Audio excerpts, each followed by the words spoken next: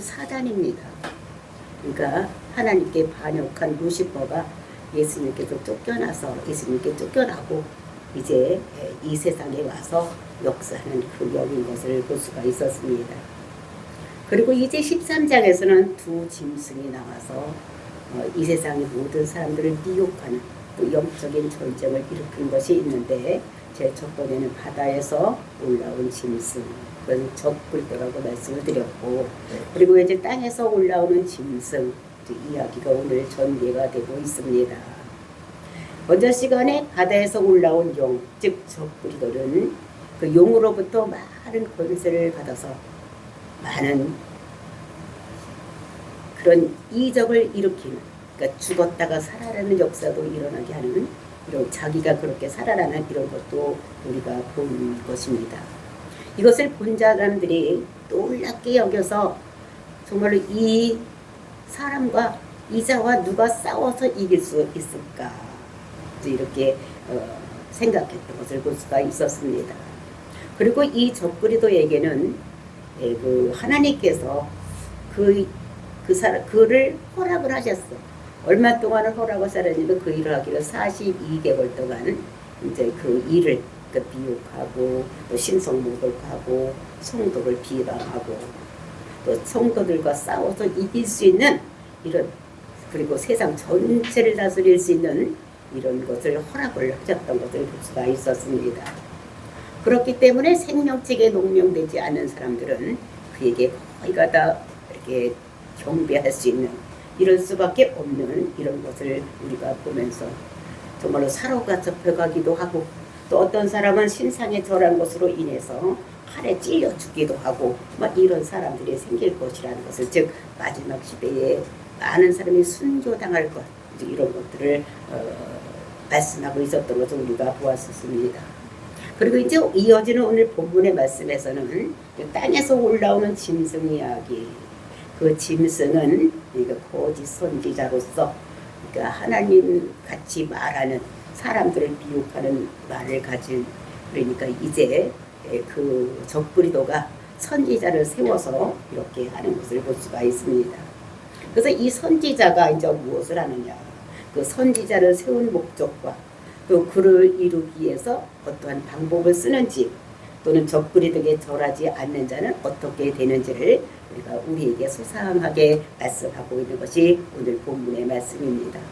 이것을 보면서 우리가 이제 말세를 살고 있는데, 정말로 말세에 적그리도에게 절하지 않아서 정말로 지옥 백성이 안 되는 것이 어떻게 되는지를 우리가 오늘 말씀을 듣고 우리 마음속에 다짐을 해서 절대로 적그리도에게 절하지 않는 저와 여러분이 되시기를 예수님의 이름으로 축원을 드립니다. 13장 1절 말씀 보시겠습니다. 11절입니다. 내가 봄에 또 다른 짐승이 땅에서 올라오니 어린 양같이 두 뿔이 있고 용처럼 말을 하더라. 그러니까 두 번째 짐승이 이제 땅에서 올라왔습니다. 먼저 시간에는 바다에서 올라오는 짐승이 있었는데, 오늘은 땅에서 올라오는 짐승이 있는데, 그 생긴 모습을 보니까 양같이 두 뿔이 있고, 근데 그렇게 생기기는 양같이 생겼는데 말을 하는 것은 용 같은 말을 한다, 이렇게 얘기를 하고 있는 것을 볼 수가 있습니다. 그러니까 겉보기에는 예수님처럼 생겼는데 말은 사단의 말을 하고 있다, 즉 용, 루시퍼의 말을 하고 있는 이런 것들을, 그 가르침이 그런 것이라는 것입니다. 그러니 이 짐승은 뭐냐면은 말을 해서 사람들을 미혹하는 이런 거짓 선지자로 적그리도를 믿게 하고 따르게 하기 위해서 세운 자라는 것을 알 수가 있는 것입니다. 그러니까 우리는 그것을 겉만 보고 따라가서는 안 된다는 것을 우리들에게 말씀하고 있는 것입니다. 우리가 사람을 보면 어떻게, 당신은 진짜 목사 같다, 또 어떤 사람을 보면서 당신은 정말 선생님 같다, 뭐 이렇게 얘기를 하더니 겉모양을 보고 우리가 사람을 평가할 때가 있는데, 우리는 겉모양을 보고 목회자를 이렇게 따라가서는 안 된다는 것, 그의 가르침을 받아서 따라가서는 안 된다는 것을, 그래서 우리에게 분별의 영이 있어야 된다는 것을 우리들에게 말씀하고 있는데, 그것이 예로 들면 어떤 것이 있느냐, 모든 종교에는 구원이 있다, 그러니까 다원주의죠. 이렇게 해서 세워진 것이 WCC, 그 WCC에 가입한 목사들은 거의가 다 어떤 애냐면은 그러니까 그 모든 종교에는 구원이 있다 이렇게 말을 하고 있는 것입니다. 그러니까 힌두교에도 있고 불교에도 있고 이슬람에도 있고 그리고 저 기독교에도 모든 종교가 다 거기에는 구원이 있다고 이렇게 말을 하는 것을 볼 수가 있는 것입니다.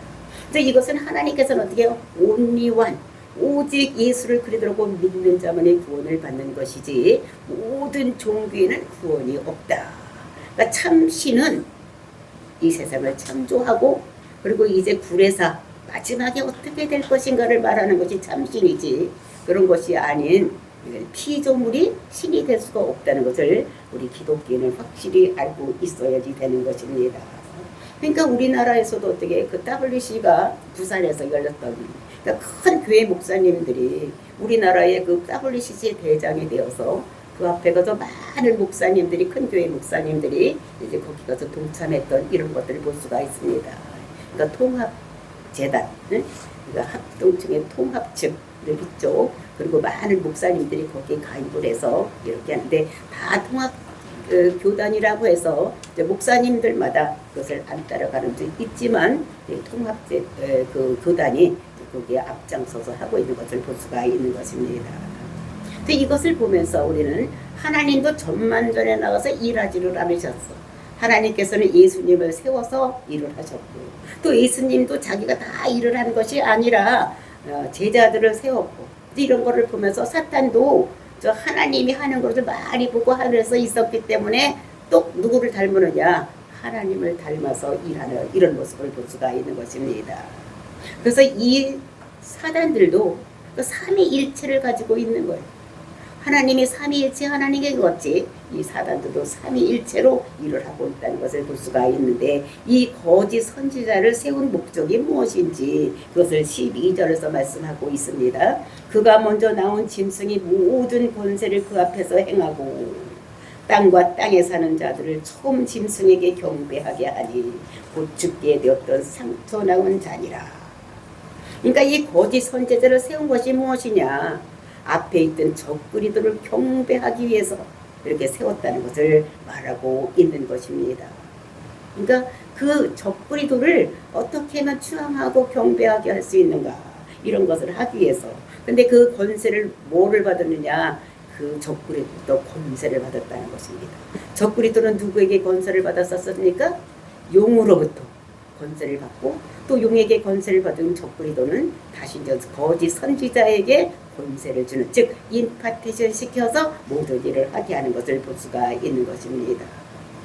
오직 기준과 잣대는 우리는 무엇이 되어야 되느냐? 우리는 복음이어야 되는 것입니다. 그러니까 다른 것은 될 수가 없는 거예요. 아무리 기적을 일으키고 뭐 한다고 하더라도 그것이 복음이 될 수는 없는 거. 그래서 우리는 복음이어야 되는데 복음이라는 것이 무엇이냐? 복된 소식 이러면 안 된다 그래서 우리 기쁨의 교회에서는 복음이라는 것은 예수는 그리스도다. 즉 예수는 사명자인데 어떤 사명을 띠고 났느냐? 우리의 죄를 위해서 십자가를 죽기 위해서 이 땅에 오셨고 그 사명을 감당해서 십자가에서 죽으신 분이라는 것을 우리가 고백을 하는 것 이것이 어디에 이것을 해야지 되는데 거짓 선지자는 그렇게 하는 것이 아니라 사람들을 미혹해서 적그리스도를 섬기게 하는 이런 일을 하는 것을 볼 수가 있는데 거짓 선지자가 행한 권세의 목적은 무엇이냐? 그렇게 왜 권세를 일으키고 이적을 일으키면서 이런 일을 했느냐? 이것은 땅과 땅에 사는 자들을 적그리스도에게 경배케 하기 위해서, 그러니까 경배하기 위해서, 그러니까 예배받게 하기 위해서 이렇게 세운 것이라는 것입니다. 그러니까 적그리스도의 목적은 무엇이냐? 우리가 하나님께 경배하는 것 같이 이 우리 모든 사람들로부터 경배를 받기를 원하는 거예요. 그래서 자기도 용으로부터 권세를 받고 또 적그리스도가 거짓 선지자를 세워서 거짓 선지자를 통해서 적그리스도를 경배하게 하는 거예요. 그러니까 적그리스도가 자기가 나를 경배해 이렇게 하면 어떻게 되겠습니까? 제가 만약에 나를 위해서 동상을 하나 세워달라 그러면 어떻게 되겠어? 내가 아무리 좋은 일을 했다고 하더라도 내가 그렇게 하면은 이상하잖아. 그러니까 다른 사람들이 훌륭한 일을 했으니까 동상을 하나 세워줘야지. 뭐 이렇게 해야지만 어떻게 다른 사람이 말도 듣고 그렇게 할 것 아닙니까? 그러니까 그렇게 일하는 자로 세운 것이 적그리도가 누굴 세웠느냐? 거짓 선지자를 세웠다는 것입니다. 그럼 어떻게 미혹하고 경배케 하는 방법을 쓰고 있는데 그것이 13절부터 15절에서는 그 미혹을 어떻게 하는지 또 어떻게 경배하게 하는지 이런 거를 쓰고 있는 것을 볼 수가 있는 것이에요. 13절 말씀 보시겠습니다. 큰 이적을 행하되 심지어 사람들 앞에서 불이 하늘로부터 땅에 내려오게 하고, 그러니까 제일 먼저 사람들이 마음문을 열게 하기 위해서는 뭐를 해야 되는가 하면 이적을 일으켜야 되는 거예요. 그 이적을 일으키는데 어떤 이적을 일으키느냐? 하늘에서 불을 내려오게 하면 이적을 일으킨다는 것입니다. 이것은 우리가 구약을 읽어보면 엘리야 선지자가 어떻게 됐습니까? 하늘에서 불을 내려와서 모든 것을 태우는 이런 것들을 볼 수가 있었는데, 이제 마지막 때에 이런 선지자, 엘리야 같은 선지자가 온다고 이렇게 성경에 기록되어 있는 것을 알고 이것들이 어떻게 하늘에서 불을 내려오는 이적을 일으키는, 사람들 앞에서 봐라, 하나님이 그렇게 온다고 했지 않느냐? 그러니까 내가 이렇게 하니까 내가 적그리도를 이렇게 너희들을 경배해야 된다고 얘기를 하는 것을 볼 수가 있습니다. 그러니까 이것을 행할 사람들을 유혹하는 거예요. 마음문을 열어서 믿을 수 있도록. 기적은 그 기적을 보면서 사람의 마음문을 여는 거예요. 그래서 그리고 이제 어떻게 되냐? 마음문을 열었으니까 이 다음에는 적그리도의 신상을 하나 세우자. 그 얼마나 위대하냐? 그러니까 적그리도의 신상을 하나 세워놓자. 이렇게 만들고. 그렇게 이제 그것이 14절 말씀. 짐승 앞에서 받은 바 이적을 행함으로 땅에 거하는 자들을 미혹하여 땅에 거하는 자들에게 이르기를 칼에 상하였다가 살아난 짐승을 위해서 우상을 만들라 하라. 응? 칼에 상했다 죽었는데 살아났지 않느냐? 그 대단하니까 하나님같이 우리 동상을 하나 세워놓자. 우상을 하나 세우자. 그리고 우상을 세우고 그거에 경배하자. 이렇게 얘기를 하는 것입니다. 그러면서 15절 말씀입니다. 그가 권세를 받아 그 짐승이 우상에게 생기를 주어 그 짐승이 우상으로 말하게 하고 또 짐승이 우상에게 경배하지 않은 자는 며칠이니 다 죽게 하더라. 우상만 세우는 것이 아니라 그 우상에게 또 어떻게 하느냐? 말을 하게 한다. 말을. 그러니까 돌멩이로다 우상을 세워놓고 나무로다가 우상을 세워놓고 금은으로 발라놓고 그 우상에게 생기를 주어가지고 그 우상이 울기도 하고 말하기도 하고 이렇게 하게 만든다는 거예요. 그 사람들이 그것을 보면 어떻게 돼? 어이구 진짠가 보다 이렇게 생각할 수 있도록 거기에 생기를 주어가지고 그러니까 하나님이 하신 것과 똑같지 않은 거예요. 하나님도 사람을 만들어 놓고 내 코에 생기를 부어주니 생명이 된지라 이렇게 말씀하신 것 같이 이것들이 똑같이 따라서 한다는 것입니다. 그래서 저 귀신의 영을 그 속에 들었어요. 우리가 예로 들어보면 이런 것이 막 기사화될 때가 있었습니다. 마리아 상이 막 눈물을 흘렸다. 그치? 그 어디 동상에서 막 무슨 소리가 났다. 말을 하더라. 뭐 이렇게 한 것이 그것이 가능한 것입니다. 왜냐하면 거기다 생기를 부어놓으면 그것이 할 수 있기 때문에. 그래서 사람들을 그렇게 봄으로 어이구 저거 어떻게 저렇게 되지? 하나님이 아니면 할 수 없는 일 저렇게 하니까 저게 분명히 우리가 저에게 경배를 해야 되겠다 이렇게 생각하고 경배를 하게 하는 것입니다. 그러면서 이제 우상도 또 뭐라 그래서 우상이 이제 뭐라 그랬을 것 같아요. 내가 생각해 봤을 때는 나한테 절해, 나한테 절 안 하면 다 죽여버릴 거야. 뭐 이런 말을 하지 않았을까? 그런 말을 하지 않았으면 내가 하나님이다, 내가 하나님이야. 응? 나를 경배해야지 되지 다른 거 따라가면 안 된다. 뭐 이런 말을 했겠죠. 그렇죠? 이제 그러니까 사람들이 어떻게 해요? 다 엎드려서 절할 수밖에 없는 거예요.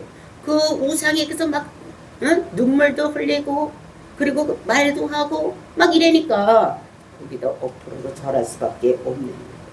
근데 여기서 엎어져서 절하면 하나님 말씀이 우상에게 절하면 어떻게 된댔어요? 제일 하나님께서 싫어하는 것이 우상에게 절하는 것인데 우상에게 절하면 이 우상에게 자기가 종이 되는 거예요. 그러니까 이 우상에게 절하면 그 절한 자는 어떻게 되느냐? 이것은 마지막 때 그때는 어떻게 16장에 계시록 16장에 보면은 그렇게 우상에게 절한 자는 이제 다시는 회개할 기회가 없다는 거예요.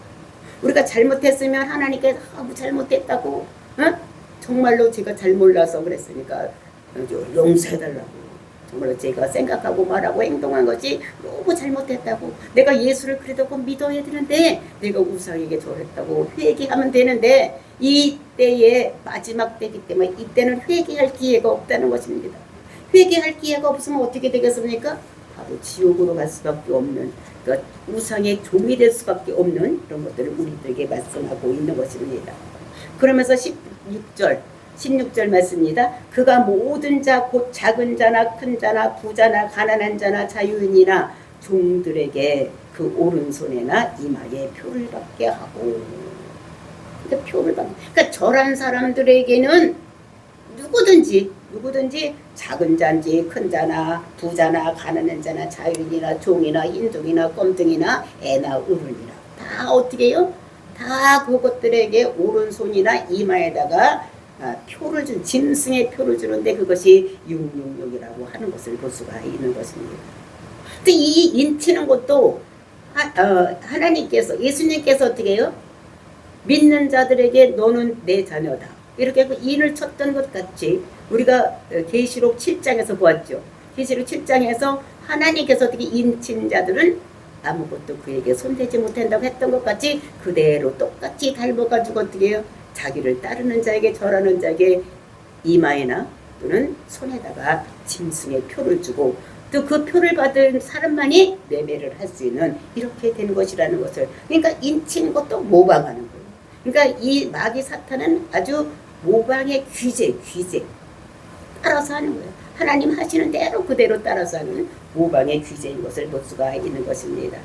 그래서 17절 보니까 누구든지 이 표를 가진 자 외에는 매매를 못하게 하니, 그러니까 이 표가 없는 사람은 나가서 사지도 못해, 또 팔지도 못해. 우리가 여섯 일곱 교회를 배울 때 그러니까 두아디아 지역에는 조합이 있어서 조합에 가입을 해야지만 모든 것이 팔고 살 수가 있었는데, 그래서 조합에 가입되자니 가서 우상에 절해야 되고, 그 우상에게 절하지 않으면 가입할 수가 없는 이런 것들을 우리가 보면서 정말로 여기에 그 표가 없으면 매매를 할 수 있는 것이 아니라는 거예요. 그래서 적그리스도에게 절한 자만이 이마나 손에 표를 받아서 그 표를 가지고, 즉 666 표를 가지고 가서 사고 팔 수 있는 것이라는 것을 볼 수가 있어요. 근데 그 숫자가 사람의 순이 666이라고 말하고 있는 것을 볼 수가 있었습니다. 그래서 숫자 666은 아라비아 숫자예요. 아라비아 숫자. 이 숫자는 전 세계에 지금 통용하고 있는데, 이것이 아라비아 지방에서 처음 통용하고 있다가, 그때 다른 나라들은 다 이 숫자가 없었어. 그 숫자가 없었으면 어떻게 세웠느냐, 세계는 세어야 되겠는데, 그 나라 자음이나 모음에 그 숫자가 부여가 돼서 그거를 가지고 만약에 기역이면 1, 니은이면 2, 디귿이면 3, 아면 뭐 얼마, 이렇게 해가지고 숫자가 다 있었던 거예요. 그래서 그거를 합쳐보면은 이제 숫자가 되는, 이런 걸로다가 표현하고 있었는데, 아라비아에서 쓰는 그 아랍의 숫자가 너무 쉽고 좋으니까 그것이 전 세계에 통용되고 있었던 이런 것인 것을 볼 수가 있는 것입니다. 그래서 그 이름의 숫자는 666이라는 것입니다. 그래서 666표는 적그리스도에게 절한 자가 받는 표로, 즉 적그리스도의 신상이 세워지는 것은 전반기 대환란과 후반기 대환란 사이에 있는 일이라고 말씀을 드렸습니다. 그래서 예수님이 오실 길을 예비한 세례 요한처럼 적그리스도가 올 수 있도록 적그리스도의 길을 여는 자들이 있었을 것이라는 것입니다. 또 이 일을 하나님이 42개월 동안 전 세계를 통제하고 많은 사람들 미혹하고 하나님을 비방할 수 있는 그 권세를 그들에게 허락을 하신 것입니다. 그러니까 3년 반 동안 이렇게 한 것인 것을 볼 수가 있어요. 그러니까 이 일을 하려면 먼저 어떤 징조가 해야 돼요. 그것은 무엇이냐면 예수님이 이 땅에 오실 징조들이 보여지고, 그리고 이제 그런 일이 일어나는 것을 우리가 봐야지 되는 것입니다. 그래서 예수님이 다시 올 징조는 무엇이, 어떤 것이 있어야 되느냐. 이것은 그러니까 이스라엘이 한 국가를 이루어지게 되는 거예요. 그래서 이스라엘이 전 세계 디아스포라로 퍼져 있었다가 나라가 없었습니다. 이스라엘 나라가 약 한 2000년 동안 나라가 없었는데, 이제 1948년 5월에 전 세계 디아스포라들이 모여들어서 이 나라를 건국한 것. 즉 우리나라 건국보다 약 한 3개월 먼저 이스라엘 나라가 건국이 된 것입니다. 이것도 전적인 하나님의 은혜. 왜냐하면 그냥 딴 나라 사람들이 다 와서 살고 있는데 이스라엘 백성들이 디아스포라로 각 전 세계에 뻗어 살고 있다가 이 사람들이 와가지고 이거는 우리 조상들의 땅이다, 내 나라 이래가지고 나라를 서서 차츰차츰 해가지고 어떻게 됐냐면 지금은 그 당시 그 다윗이 번성했던 그 당시 같이 거의 차지하고 있는 이런 모습인 것을 볼 수가 있는 것입니다. 그래서 예수님이 어떻게 되는가 하면 다시 오실 때는 어떤데 노아 때와 같이 또는 롯의 때와 같이 그렇게 있을 때에 예수님이 다시 오신다고 말을 했던 것을 볼 수가 있는데 그 롯의 때라는 것은 어떻게 했냐, 이 세상에 부패해서 동성애가 아주 창궐하고 다른 사람들이 노아 때도 보니까 어떻게 됩니까? 하나님이 자녀들이 세상의 딸들을 좋아해서 많은 여자들 버리고 살 수 있는 이게 혼잡한 이상한 나라가 됐을 때 예수님께서 다시 온다고 말씀하셨습니다. 그래서 재림의 때 이때는 그러니까 적그리스도가 나타난다는 거예요. 그러니까 대환란 7년 대환란 전반기와 후반기 그 대환란 속에서 이제 이런 일이 일어나고 있다는 것을 얘기를 하고 있는 것입니다. 근데 그것이 하루아침에 일어나는 것이 아니라는 거죠. 인간이 통제를 하기 때문에 그것이 하루아침에 될 수가 없다는 것입니다. 그래서 그 7년 환란 전에 점점 적그리스도의 시스템으로 바뀌어가는 것이 우리 눈에 보여질 것이라는 거예요. 세상이 다 적그리스도가 통제하시는 그 통제로 보여질 것이라는 것입니다. 그래서 적그리스도는 인간을 모든 시스템으로 통제하는 존재인 것을 알아야 돼요. 그래서 인간을 통치하는데 사단이 삼위일체가 되어서 용 사탄과 그다음에 적그리스도 그다음에 거짓 선지자 삼위일체가 돼서 아주 조직적으로 움직이고 있다는 것을 우리들에게 말씀하고 있는 것입니다. 그러니 우리가 지혜가 있어야 되고 총명이 있어야 되지, 그리고 정신을 차려야 되지, 우리가 그것을 알지 못해. 그 수는 사람의 수, 짐승의 수요 666이라고 말하고 있는 것을 볼 수가 있는 거죠. 근데 우리가 하나님을 말세에 다른 사람들에게 우리가 예수를 그리스도로 믿어야지 하나님 백성이 된다고, 우리가 죄에서 구원받고 우리가 영생할 수 있다고 나가서 복음을 전하면 왜 믿지를 않느냐? 이 믿지 않는 사람들은 총명이 없기 때문에 믿지 않는 것이라는 거죠. 총명이 없으니까 짐승처럼 되어서 그냥 살고 있다는 거예요. 그러니까 어떤 사람들은 네로가 적그리스도라고 하기도 하고, 뭐 베리칩이 660, 뭐 이게 660이라고 하고, 또는 바코드가 또 나오니까 바코드가 또 이게 660이라고도 하고. 근데 네로 시대에 네로가 인간을 전부 모든 나라를 다 컨트롤할 수 있었습니까? 없었어요. 그러니까 임대를 통제하는 모든 것, 사고팔고 하는 것을 모두 통제하려면 모든 사람의 화폐, 가지고 있는 재산을 모두 통제하려면 엄청난 컨트롤 파워가 있어야 되는 거예요. 그러니까 컴퓨터가 있어야 되는 거예요. 전 세계를 움직일 수 있는 컴퓨터가 있어야 되고, 그다음에 그것을 이게 통제하는 시스템이 있어야 되고, 그다음에 통신 기술이 발달이 돼야지 되는 것입니다. 그러니까 인간을 적극적으로 통제하려면 공포가 또 있어야지 되는 거예요. 어떤 것이 있어야 되냐면 역병이 일어나야 돼요. 막 코로나 같이 막 많은 사람들이 전 세계를 모든 병이 휩쓸어 가고. 근데 이제 앞으로 있을 역병은 어떤 것이랍니까? 이 코로나보다도 훨씬 더 큰 것이 온다고 이렇게 얘기를 하고 있는 것을 볼 수가 있는 것입니다. 그러면 전 세계적으로 막 지진이 일어나고, 막 해일이 일어나고, 쓰나미가 일어나고, 하늘에서 막 징조가 보이고, 막 이렇게 해야지만 사람들이 어떻게 해요? 진짜 이제 이때가 됐나 보다 이렇게 생각을 하는 거예요. 이제 그럴 때는 어떻게 되면 그 적그리스도가 나타나서 교회를 막 붕괴를 시키고 막 종교를 탄압을 하고, 근데 인간의 시스템으로 적그리스도에게 모든 것이 옮겨지는 과정으로 모든 세계가 움직이고 있다는 것입니다. 우리가 눈으로 똑똑히 봤지 않습니까? 코로나 시대 때 어떻게 했어?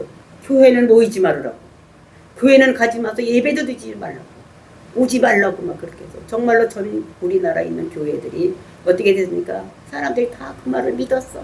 그래서 예배도 드리지 못하고, 그러다 보니까 어떻게 해요? 개척교회들이 엄청 많이 없어지고 교회가 많이 문을 닫는 이런 것들을 우리가 볼 수가 있는 거예요. 그러니까 종교에 탄압을 한다는 거예요. 근데 교회에 와서 같이 예배드리고 교회에 와서 같이 교제를 나누고 밥을 먹는다고 코로나가 다 퍼지고 식당에서 먹고 뭐 정부에 가서 일하고 뭐 이러면은 거기는 정부 청사에 가서 뭐 밥 먹고 그러면 거기는 코로나가 안 옵니까? 그러니까 이거는 종교를 탄압하기 위해서 한번 실험해 보는 거예요. 하니까 되는구나. 한번 실험해 보는 거예요. 그리고 이제 또 단일 정부가 일어나는 거예요. 단일 종교 또는 단일 종교가 등장해서 인간을 통제하는 정부가 온 세상에 만들어지는 거예요. 지금 보면은 미국, 뭐 소련, 중국 이것이 어디에서 우리나라에서 접근이 일어날지 어디에서 일어날지 모르지만 이제 이것이 일어나면 모든 통제를 할 수 있는 시스템이 지금도부터 변화되고 있는 모습을 볼 수가 있어요. 그러니까 먼저 정부가 변화되는 거, 정부가. 그러니까 서구 사회를 보면 거기 기독교 문화로다가 이루어진 나라들입니다. 유럽이. 그런데 지금 유럽이 어떻게 해요? 그 기반을 기독교에 뒀던 기반들이 전부 이슬람화돼 가고 또 거기서 어떻게 됩니까? 지금은 다 텅텅 빈 교회들이 있어요. 교회가 없어지는 문을 닫고 있는 거예요. 그리고 자유경제시장의 원리로다가 그렇게 융성하던 유럽이 이제는 어떻게 됐습니까? 마르크스주의, 그러니까 공산주의가 되는 거예요. 모든 것은 다 국가가 통용하고 다 그것을 가지고 몇몇 사람이 나누어져서 먹고 사는 나라. 근데 이렇게 만들어가고 있는 거예요. 그러니까 유럽은 지금 끝난 거예요. 뉴질랜드도 뭐 또 어떻게 해요? 미국 북쪽에 있는다 그러고 어디요? 응? 응, 거기도 다 벌써 무너져 가고 있는 거예요. 영국도 이슬람화가 다 돼 있는 거예요. 교회마다 텅텅 비어있는 이런 것들을 볼 수가 있습니다. 그 이름이 다양한 거예요. 어떤 데는 사회주의, 어떤 데는 공산주의 이렇게 얘기를 하고. 그러니까 자유를 억압을 하는 거예요. 개인 소유를 인정하지 않겠다는 거예요. 모든 것을 다 국가에서 소유를 하겠다는 거예요. 대기업도 인정을 하지 않고 대기업도 다 국가에서 가지고 있고 그래서 모든 돈은 다 국가에서 가져서 어떻게 다 나눠주고 한 사람 앞에 한 5평짜리 아파트 하나 주고 그 다음에 한 달에 100만 원씩 주고 나눠서 먹고 살아. 뭐 개 훈련이기도 그렇게 하려고 지금 마음 먹고 있는 이런 것들을 볼 수가 있어요. 그러니까 몇몇 엘리트들만이 부를 분배하고 자기들은 부를 축적하고 이렇게 살려고 하는 이런 것이 마지막 때에 이루어지고 있다는 거예요. 그러니까 우리가 이 세상 지금 돌아가는 모습을 보면 마지막 때가 가까이 왔다는 것을 알 수가 있는 것입니다. 종교는 WCC로 통합이 되고 정부는 어떻게 됐습니까? 이제 큰 나라로 막 뭉치기 시작을 하는 거예요. 네, 세상 권속도 차지하기 위해서 종교가 세속화되고 있는 것을 볼 수가 있는 것입니다. 그러면서 이제 전자 암호화폐. 이게 화폐는 돈을 가지고 있으면 누가 얼마를 썼는지를 모르는 거예요. 내가 지폐를 가지고 나가 시장에서 사면 누가 샀는지 이게 모르잖아. 그러니까 이 화폐가 뭘로 바뀌어야 되느냐? 전자 암호화폐로. 그래서 이것을 한나라 중앙은행이 전자화폐를 발행을 해서 그것을 어떻게 다 은행에다 넣어놓고 그것을 쓰면 이 사람이 얼마를 썼는지 다 아는 거예요. 그러면 많이 쓴 사람은 어떻게 해요? 야, 이거 못 쓰겠구만. 이러면서 어떻게 해? 그 통장을 싹 없애버리는 거예요. 그럼 돈이 있어? 없어? 없어. 그러면 못 쓰는 거예요. 이런 시스템으로 가고 있는 것이라는 거예요. 그러니까 돈이 이제 지폐로 사용하지 않고 전자화폐로 이렇게 변화되는 이런 거지. 그래서 이제는 어떻게 해요? 이것이 지식이 단위에서 보면은 마지막 때 가면은 지식이 팽창하고 그 다음에 움직이는 속도가 엄청나게 빠르게 움직인다고 마지막 때를 얘기하고 있는 것을 볼 수가 있어요. 그러니까 지금 우리가 여기 앉아서 미국에서 일어난 일, 소련에서 일어난 일, 베트남에서 일어난 일, 어디서 일어난 일을 어떻게 해요? 다 아침에 텔레비만 키면 그 핸드폰 그 뉴스만 보면 다 볼 수 있어. 그러니까 이렇게 빠르게 된 거예요. 또 우리가 어디를 가더라도 옛날 같으면 막 몇 시간씩 걸어가고 아니 몇 달씩 서울도 걸어가고 막 이랬는데 지금은 어떻게 해요? 버스를 타면 1시간. 이제 우리나라가 서울서부터 이제 거제도까지 고속도로가 설조가 생기면 2시간에 왔다 갔다. 2시간 걸리네요. 2시간. 딱 일의 생활권에 걸리는 거예요. 미국도 어떻게 해요? 옛날 같으면 뭐 얼마나 오래 걸어갔어. 뭐 걸어가요. 또 배 타고 가려면 얼마나 힘들었겠어. 근데 지금은 비행기 타고 뭐 열 몇 시간이면 가잖아. 이게 빨리빨리 움직이가 된다는 거예요. 그러니까 마지막 때가 되면 이런데 이제 그것이 마지막 때 사람의 지능으로는 안 되니까 인공지능이 나와야 되는 거예요. 그러니까 인공지능이 AI가 나와가지고 그걸로 한다는 거예요. 그러면 나중에는 그것이 지금은 우리나라 우리 인간은 뭐 10배인가 뭐까지 나왔는데 앞으로 조금만 있으면 100배, 만배, 1000배, 1000만배, 몇백 배가 되는 이런 AI가 돼서 모든 세상을 통제하는 이런 것이 된다는 것을 말하고 있는 것입니다. 그런 것이 된다는 거예요. 근데 666은 어떻게 해요? 하나가 모자라는 숫자예요. 모자라는 게 3번 있는 거예요. 그러니까 666 그때는 죽고 죽는다. 모든 것이 끝난다는 것을 얘기하고 있는 것을 볼 수가 있어. 그러니까 우리는 그게 뭐 네로다, 뭐 바코드다, 뭐 아무 뭐다, 뭐 이렇게 생각하면 아이 그거는 아니라고 우리가 생각하고 있어야 되지. 말세를 우리가 이길 수 있는 것이 되는 것을 우리에게 말씀하고 있습니다. 그러니까 우리는 알면 되는 게 얼마 동안 그게 3년 반 동안만 우리가 잘 지키고 살면은 된다는 거예요. 그래서 믿는 사람들은 하나님께서 너희들 산으로 도망을 가라 이렇게 말씀하신 것을 볼 수가 있는 것입니다. 그러니까 그때 그 3년 반만 잘 지키면 우리가 적그리스도에게 넘어가지 않는 이런 역사가 일어난다는 것을 우리들에게 말씀하고 있는 것입니다. 그러니까 다른 사람들에게 짐승의 표 666에 대해서 말할 때에 여러분들은 이런 지식을 가지고 대항하며 그러면 우리가 마지막 때를 이길 수 있다는 것을, 그리고 그런 것이 아니라는 것을 사람들에게 말해서 정말 많은 사람이 사는 역사가 일어나기를 예수님의 이름으로 축원을 드립니다. 다 같이 기도하겠습니다.